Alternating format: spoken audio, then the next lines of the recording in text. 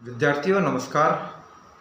History by captain doctor Rajendra J Man Singh ऐतिहासिक अध्ययन और अनुसंधान की इस श्रृंखला में मैं captain doctor Rajendra, associate professor department of history, government Dungar college Bikaner, आप सभी का स्वागत और अभिनंदन करता हूं। विद्यार्थियों, आज की कक्षा में मैं आपसे बात करूंगा वर्ल्ड हिस्ट्री के बारे में, विश्व इतिहास के बारे में। विद्यार्थियों, ये एक ऐसी कक्षा है जिसका संबंध महाराजा गंगा सिंह विश्वविद्यालय बीकानेर के बीए पार्ट प्रथम के छात्र छात्राओं के द्वितीय प्रश्न पत्र आधुनिक विश्व इतिहास से जुड़ा हुआ है।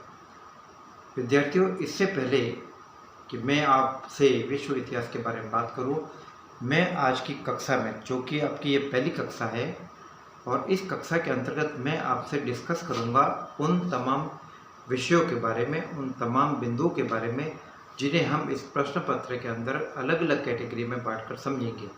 इसलिए आज की class introduction to the world history के नाम से है, विश्व इतिहास का परिचय। इससे पहले हम विश्व इतिहास के परिचय को जाने और समझें, हमें सबसे पहले ये जानना जरूरी है कि इतिहास पढ़ना क्यों लाजमी है।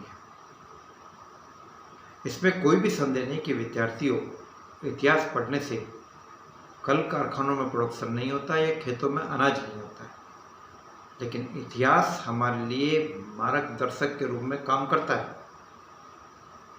जैसा कि कहा जाता है कि जिसने अपने अतीत से कुछ नहीं सीखा वह निश्चित तौर पर भविष्य के द्वारा दंडित किया जाएगा। He who doesn't learn from his past will certainly be punished by future. जिसने अपने अतीत से कुछ नहीं सीखा वह निश्चित तौर पर भविष्य के द्वारा दंडित किया जाएगा। तो विद्यार्थियों, यहाँ पर अतीत का मतलब है पास्ट से, इतिहास से, इसलिए ऐतिहासिक अध्ययन जरूरी है। तो विद्यार्थियों, आज की कक्षा में मैं आज सबसे पहले आपसे बात करूंगा आपके उन तमाम टॉपिक्स के बारे में जिन्हें हम इस प्रश्न पत्र के अंदर बांटकर समझेंगे।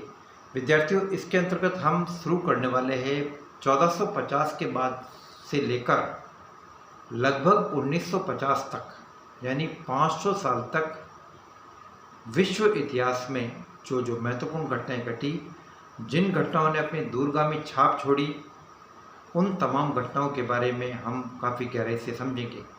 विद्यार्थियों, ये 500 साल विश्व इतिहास के अंतर्गत काफ़ी महत्वपूर्ण है। इस 500 सालों के अध्ययन की प्रक्रिया के अंतर्गत मैं आपसे बात करूंगा, सबसे पहले आपसे बात की जाएगी रेनेसां के बारे में, पुनर्जागरण के बारे में, जिसमें आपको ये बताया जाए कि किस प्रकार से यूरोपीय मध्ययुगीन जनमानस अज्ञान और अंधकार की अतार्किक और आडंबर युक्त निद्रा से हटकर तर्क की तरफ अग्रसर हुआ, ज्ञान की तरफ अग्रसर हुआ और विवेक की तरफ अग्रसर हुआ। और इसका परिणाम था नवीन भौगोलिक खोजें और एक इस प्रकार के साहित्य का सृजन जिसमें क्षेत्रीय भाषाओं को प्रधानता हो और जिसमें मनुष्य की गरिमा को स्थान मिले। तो सबसे पहले मैं आपसे पुनर्जागरण के बारे में बात करूंगा और इसके बाद आपसे बात की जाएगी धर्म सुधार आंदोलन के बारे में। विद्यार्थियों, धर्म सुधार आंदोलन पुनर्जागरण की एक प्रतिक्रिया थी, एक परिणाम था, जिसके परिणाम स्वरूप यूरोपीय जनमानस ने अपने धर्म सुधार को जॉन हस सेवेनेरोला और मार्टिन लूथर जैसे शक्तिशाली प्रचारकों के नेतृत्व में रोमन कैथोलिक धर्म की बुराइयों पर प्रहार किया।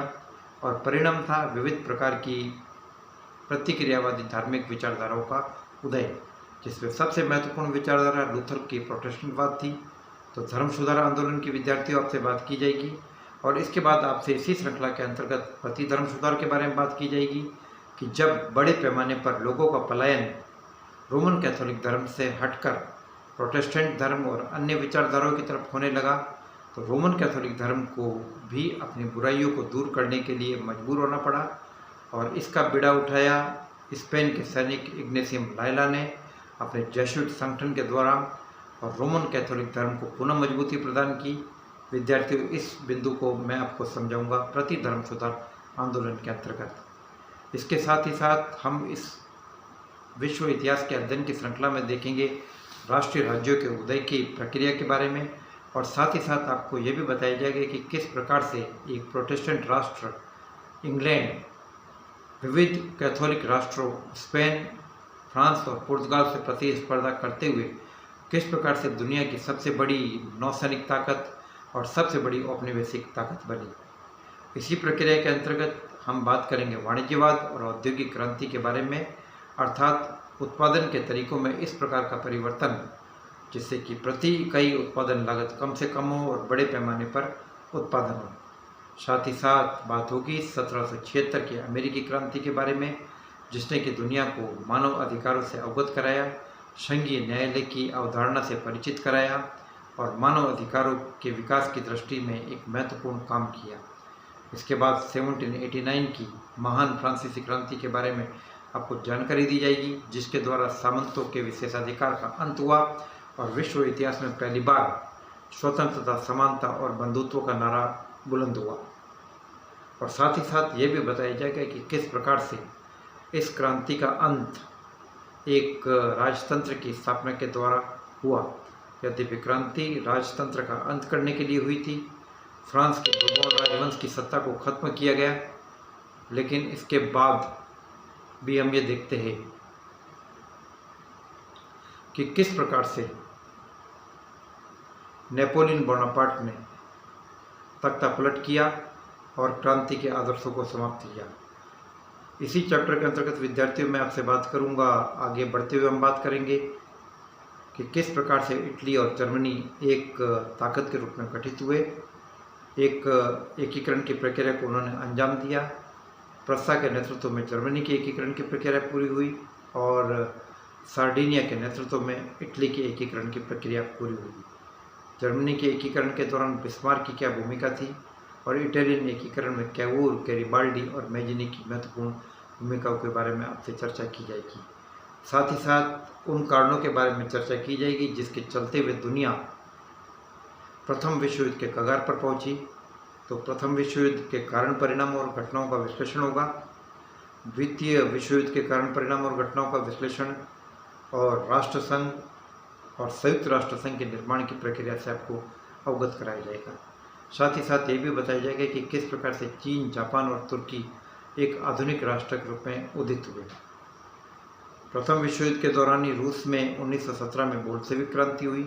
तो बोल्शेविक क्रांति के द्वारा सर्वहारा अधिनायक वर्गतंत्र के शासन की स्थापना, मजदूरों की सरकार का कायम होना, इन तमाम बिंदुओं के बारे में विश्व इतिहास की इस श्रृंखला के अंतर्गत मैं आपसे चर्चा करूंगा। तो विद्यार्थियों, यह काफ़ी बड़ा टॉपिक है और जिसके अंतर्गत करीबन लगभग 500 साल के इतिहास को कवर किया गया। तो इस प्रश्नों को तैयार करने के लिए ज़रूरी है कि आपके पास कोई बेहतरीन पुस्तक हो।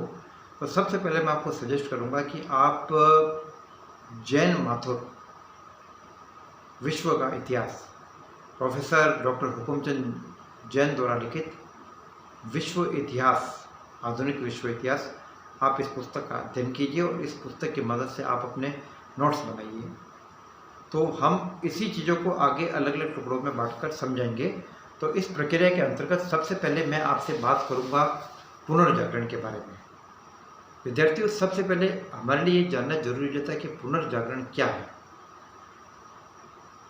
पुनर्जागरण का शाब्दिक अर्थ है पुनः जागना, यानी नींद से पुनः जागना। यह कोई भौतिक निद्रा नहीं थी, बल्कि यह एक इस प्रकार की निद्रा थी जिससे मनुष्य आडंबरों के अंधकार में फंसा हुआ था, अतार्किक था और चारों तरफ धर्म की कुरीति भरे आवरण से लिप्त था। मनुष्य की तार्किक ताकत खत्म हो चुकी थी। तो उस यूरोप का पुनः ज्ञान की तरफ अग्रसर होना, पुनः तर्क की तरफ अग्रसर होना, यह था पुनर्जागरण। वह यूरोप जो किसी दौर में रोम और यूनान के महान तार्किक विचारों में परिपोषित और पल्वित था, जहाँ पर प्लेटो, अरस्तु और सुकरात जैसे दार्शनिकों ने तर्क की विचारधारा को फैलाई।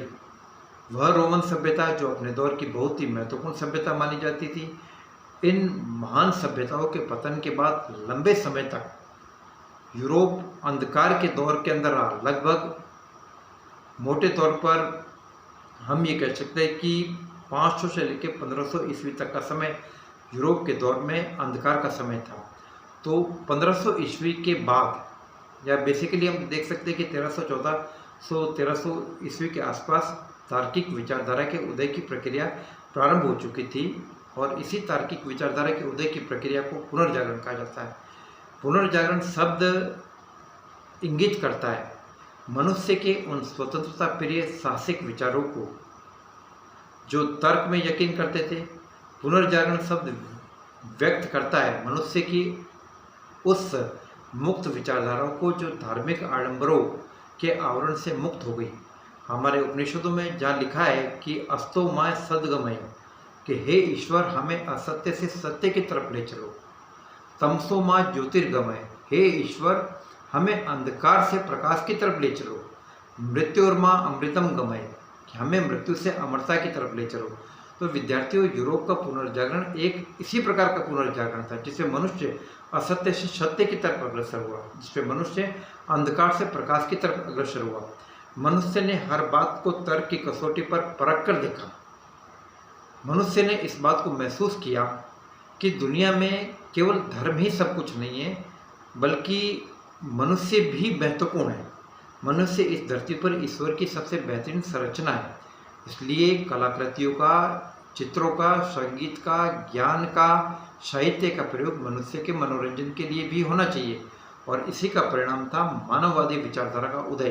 तो विद्यार्थियों, अध्ययन की इस श्रृंखला के अंतर्गत मैं सबसे पहले आपसे बात करूंगा पुनर्जागरण के बारे में, और इस बारे में मैं आपसे विस्तार से आगे की कक्षा में बात करूंगा। अभी मैंने आपसे विश्व इतिहास की पृष्ठभूमि और कुछ बातें मैंने आपसे पुनर्जागरण के बारे में की है। आगे की कक्षा में हम इसी चीज़ को आगे कंटिन्यू करेंगे। जय भारत, जय हिंद।